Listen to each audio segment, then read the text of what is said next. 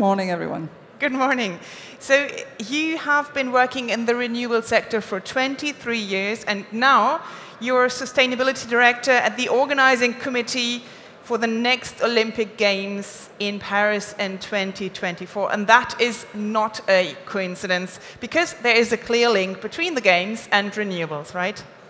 There is indeed. And before we get there, it's almost like a teaser. Let me know that you are here at a future Olympic and Paralympic venue. So the Games are going to happen here in about a year. You're going to be seeing here volleyball, handball, boccia for the Paralympic Games. So just project yourselves into what this is going to look like a year from now. And this Olympic, the Paris 2024 Olympic and Paralympic Games will be the first Games to be aligned with the Paris Agreement. That means the first Games to have a full net zero trajectory, not in 2050, not in 2030, but in 2024. This is the key thing. Quite ambitious. Right. And that means we are reducing emissions by 50% in full scope 3 compared to previous Games. We made a very strong decisions, very structuring decisions for this Games, for the Paris 2024 Games to be different, to change the game and the Games, right? And one of those decisions is for this Games to be 100% powered by renewable energies. As you can imagine, this is not a simple thing, because when we started working on it, we realized that events in general, when you're in sports, events tend to run on diesel generators, for example. So when you are watching a football match or when you go to a stadium for a concert, those venues are run on diesel generators for security reasons, for just ways of running things. So one of the first things we had to do was to speak with broadcasters so that they can accept using the grid as a source of electricity as opposed to their own diesel generators. For you to have an idea, a stade like Stade de France, a day of a match, I would say a day in which you're having a football match, would run about 3 megawatts of diesel generation. So it's quite a lot. So we had to change that. We had to secure grid access to all our venues. And then we had to, of course, secure the renewables. This is like doing mini PPAs, to make sure that renewables electricity are there. So it's a teamwork with the energy provider. In our case, is our sponsor, EDF, who's guaranteeing 100% of renewable electrons. Also with the grid operator, Enedis, which is also a sponsor, who's securing the access to all the venues. And when the access was not there, when it was impossible, we're installing temporary connection facilities that will be invisible in normal times, but will remain as legacy of the Games. So, for example, in La Concorde, we're going to have a big, big stadium, temporary stadium.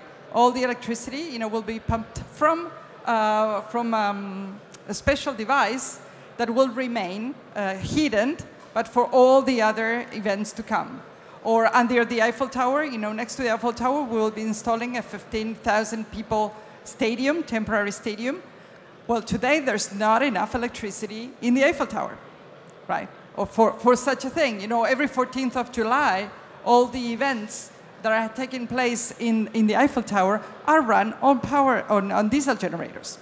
So again, all these temporary infrastructures are going to allow events to come to also run on electricity, grid electricity, and if they want, on renewables. So hopefully we're helping decarbonate events. And this is what, one of the main legacies we hope these Games will leave behind. Yeah, as you say, you're going to bring down carbon emissions by 50%. Can you give some other examples? Can you tell us a bit more about the process, how you're going about this? Is it difficult to find all the companies, for example, providing the devices Is there lots of innovation going on? How are you doing this? Yeah, well, actually, of course, there's technology innovation, but the first thing is actually changing the way you do things. You know, most of the games, you know, are known for building a lot of stadiums. You know, Athens in 2004 they built 17 stadiums. We're building one. There's only one sports facilities is being built just for the games, and that is. Oh, we have a visitor. I don't know who that gentleman is. And that is the aquatic center in front of the Stade de France. You know, so only one sports venue is being built just because of the games, right? So by deciding to use 95% of existing or temporary infrastructures, we managed to cut emissions very, very early on when compared to London, Rio, and all of the likes, right? We also decided to go, as I said, for full scope 3. That means we take into account the spectators that come to the games by playing. We take everything into account. It's not just scope 1 or 2, otherwise it would be too easy, right? This is why I invite everyone, when you are assessing a net zero trajectory, you know, don't stop at 1 or 2 as a scope. You know, definitely look at scope 3 because that's what matters, right?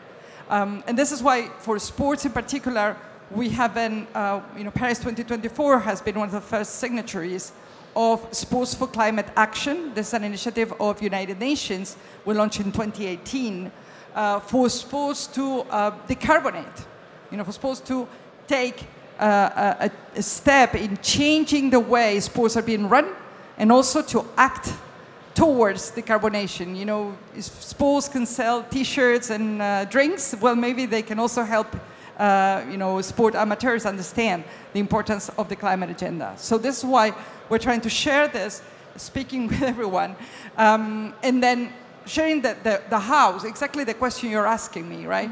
So changing the way the games are organized, building a lot less, building low carbon. The Olympic Village, for example, that is being finished as we speak, has been built with new technologies and has about 30% less of carbon footprint per square meter compared to a very good construction today. So these are new construction techniques that we will be putting forward in a year's time. Then there's energy. There's food as well. You know, a meal at the games will have half of the carbon footprint of an average French meal. Through the providers, or? Well, because we're changing the menus. We're changing the way, you know, of the things that are being served. So we're doubling up the amount of vegetable proteins. We are reducing by 50% single-use plastics. We are sourcing 80% in France and zero sourcing from plane, you know, so changing the logistics. And if we are sourcing 20% from overseas, it's because the athletes need some ingredients and some stuff that we don't have. We need to cater for 13 million meals, you know, for 15,000 athletes coming from 208 countries.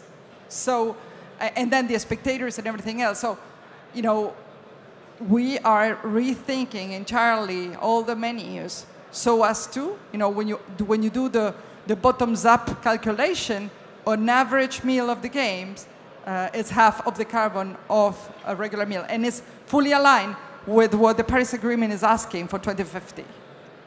So, as I said, you know, making early decisions, going for the big changes that are structural, but then go after all the carbon reduction opportunities in energy, in transportation, in food, in digital as well, you know, because digital weighs for about 7% of our carbon footprint, of our estimated carbon footprint. So we had to do something for digital to be less carbonated. So we have, for example, worked on the second life of all our equipment and secured already the second life of all our equipment. Right, so anyway, those are some examples of how to think of a true net zero trajectory for 2024. Okay, and these games could obviously lead the way for future games and other sports events. right? Well, we hope we are all climate athletes, right? So, thank you very much. Thank you, Georgina. Thank you. Thank you for listening.